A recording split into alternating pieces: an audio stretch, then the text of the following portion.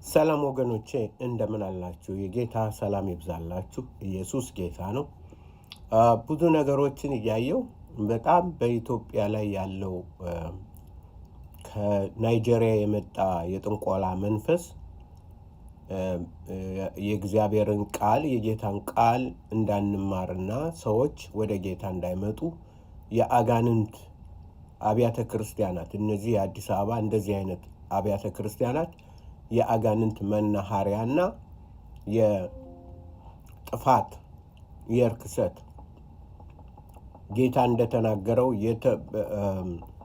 በዳንኤል እንደተገለጸው የጥፋት ርኩሰት በተቀደሰው ቦታ ቆሞ ስታዩ አስተውል፣ አንባቢ ሆንክ አስተውል የተባልንበት በእኛ ላይ በእኛ ዘመን ላይ ሆኗል።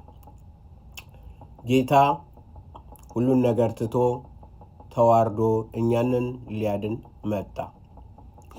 ሰይጣን ደግሞ ነብዩ መሐመድን አስነሳ። እነዚህን ደግሞ ነቢያቶች የኢትዮጵያ ነቢያቶችና እንትኖች ይህን ሁሉ ያራቆቱት ማን ናቸው? ነቢያቶች ናቸው። በነብይነት ነው የመጣ ሁሉ ነገር። የአጋንንት እንትን የገባው በነብይነት ነው። የነቢያትን ቃል ጥሎ የራሱን ነብይ የመሰረተ የኢትዮጵያ ወንጀላውያን ናቸው።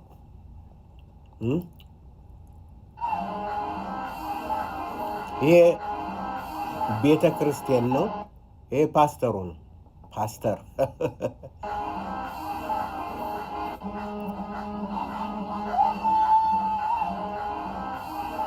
እና ምን ይሁን ነው ምን ይሁን እንደዚህ አይነት ህዝብ ምንድን ነው እንትን የሚለው?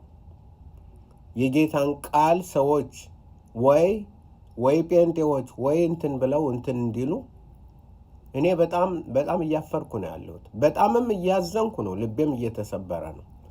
ብዙዎች እንዳይድኑ እነዚህ የአረብም እንትን እጅ አለበት ብዬ አምናለሁ። ይሄ እኔ አስተሳሰብ ነው። አረቦች ብዙ ገንዘብ አላቸው። ውስጥ ለውስጥ የማይሰሩት ነገር የለም። ወንጀል እንዳይሰራጭ ትልቁ እንቅፋት የጌታ ቃል እንዳይታወጅ ትልቁ እንቅፋት ይሄ ነው። ይህን እያየ እንዴት ሰው ወደዚህ ይገባል? እኛ በውስጥ ያለነው ራሱ በጣም ተጨንቀን ያለነው። ነገረ ቀደም ነቢይነት የለም። አንድም ነቢያት የለም። አንድም ነቢይ።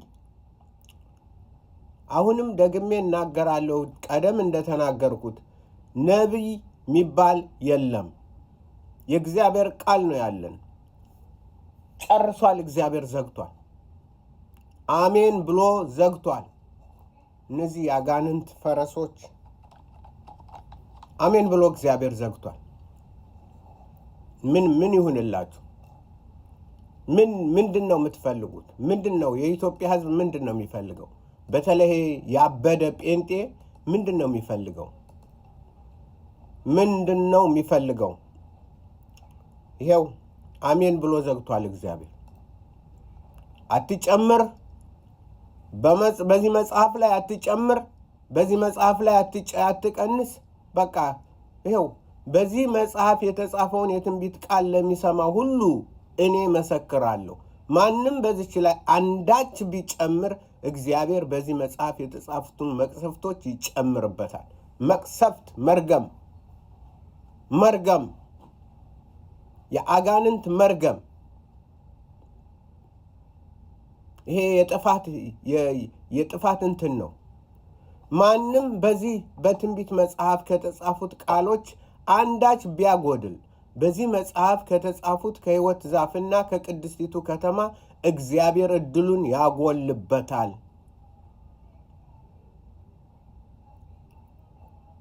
ይላል።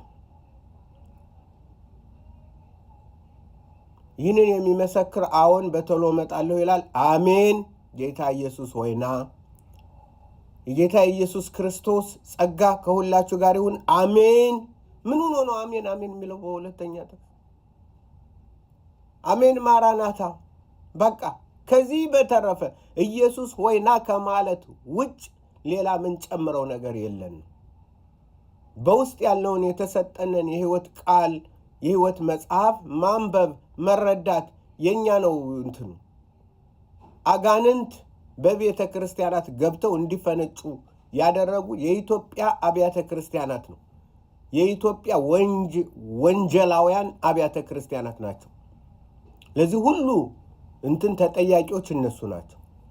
ታዲያ ከነዚህ ጋር አብሮ ተባባሪ ማን ይሆናል? ማን ነው ከነዚህ ጋር እነዚህ እብዶች ጋር ማን ነው የሚያብደው? ጌታ ኢየሱስ። እኔ እኮ ይገርመኛል። ሰዎችን ወጣቶችን እንትን ለማለትና ቦታ በፈልግ እኔ አሁን አላገኝም። አንድም ቦታ አላገኝም። አንድም ቦታ በአሜሪካ ውስጥ በዚህ በእንትን አንድም ቦታ ተከራይቼ እንትን የእኔ ቸርችም እንትን አይረዳኝም። በዚህ እንትን አይልም። ስንት ነገር አለ ወጣቱ መማርና መለወጥ መታደስ ያለበት ነገር ግን ይሄ ነው የእርክሰት እና የጥፋት እንትን ዘመን ያለ ነው። ጌታ ኢየሱስ ይቅር ይበለን። ኢየሱስ ምሕረቱን በኢትዮጵያ ላይ ይላክ። እንደዚህ አይነት ክፉዎች አረመኔዎች የነገሱበት ዘመን ነው። ለሆዳቸው የተሰለፉ ሆዳሞች ስለ ጌታ ስለ ነፍሳት ግድ የማይላቸው። ምክንያቱም እነዚህ ከጥልቁ የተላኩ ናቸው። የጥልቁ አገልጋዮች ናቸው። የጥልቁ አገልጋዮች የጥፋት አገልጋዮች ናቸው። ጥልቁ የታለ? ዘፍጥረት ምዕራፍ 1 እንድናየው ጨለማም በጥልቁ ላይ ነበር። ከጨለማው ከጥልቁ የተላኩ ናቸው። የጌታን የኢየሱስን ስም ለማጥፋት ሰዎች ወንጌልን አምነው እንዳይድኑ እነዚህ ናቸው። እነዚህ ተኩላዎች፣ እነዚህ ክፉዎች ነገሱ። ምን አይነት ነው? የኢትዮጵያ ሕዝብ ሆይ እግዚአብሔር ምሕረቱን ይላክልን። ጦርነት ምን ጥፋት አይምጣ ታዲያ? በእነዚህ ውሻዎች ናቸው። እነዚህ ውሻዎችና አስማተኞች፣ ሴሰኞች፣ ነፍሰ ገዳዮች፣ ጣዖትን የሚያመልኩት ውሸትንም የሚወዱና የሚያደርጉ ሁሉ በውጭ አሉ። ይሄው ተጽፎላችኋል። በውጭ ትጣላለ። አሁንም የምትሰሙኝ ካላችሁ ነው ለእናንተ ነው የምናገረው። ወገኖቼ ሆይ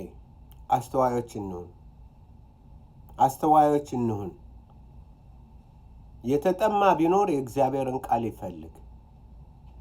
መዳንን የሚፈልግ ቢኖር የእግዚአብሔርን ቃል ይፈልግ፣ ጌታን ይስማ። አለበለዚያ ግን በጣም መጥፎ ነገር ይጠብቃል። አሁን አገሪቱ እየተጎሳቆለች ካለችበት በላይ ዘላለማዊ ጉስቁልና ለእያንዳንዱ ይጠብቀዋል። ወገኖች አስተዋዮች እንሁን፣ ጌታን እንፈልግ። ደግሜ የምለው ይሄ ነው። ወደ ቃሉ ተመለሱ። እነዚህ ጠንቋዮችና መተተኞች ይሄ ታየኝ፣ ያ ይመጣልሻል፣ ያ ይመጣል፣ ከሌ ይገባል፣ ከሌ ይወጣል፣ ከሌ ምናምን፣ እነዚህ የለንም እንደዛ። ምክንያቱም ለምንድን ነው ይህን የሚፈልገው? እግዚአብሔርን ማያምነው ነው። ለነፍሱ ጌታን ያምነዋል። ለበርበሬና ለቃሪያ ለሽንኩርት እግዚአብሔርን ለሽሮ እግዚአብሔርን ማመን አይችልም። የውሸት እምነት ይባላል ይሄ። በውሸት እምነት እውነትን ያልተቀበሉ ሁለተኛ ተሰሎንቄ ላይ እንደሚለው። ስለዚህ ተመለሱ፣ ጌታን ፈልጉ፣ በእርሱ ጽኑ፣ በቃሉ ላይ ቁሙ፣ ከጠንቋዮችና ከአስማተኞች ራቁ፣ ወደ ውጭ እንዳትጣሉ። ይህን ነው የምላችሁ። ጌታ ኢየሱስ ይጠብቀን። ጌታ ኢየሱስ ይርዳን ሁላችንም ባይ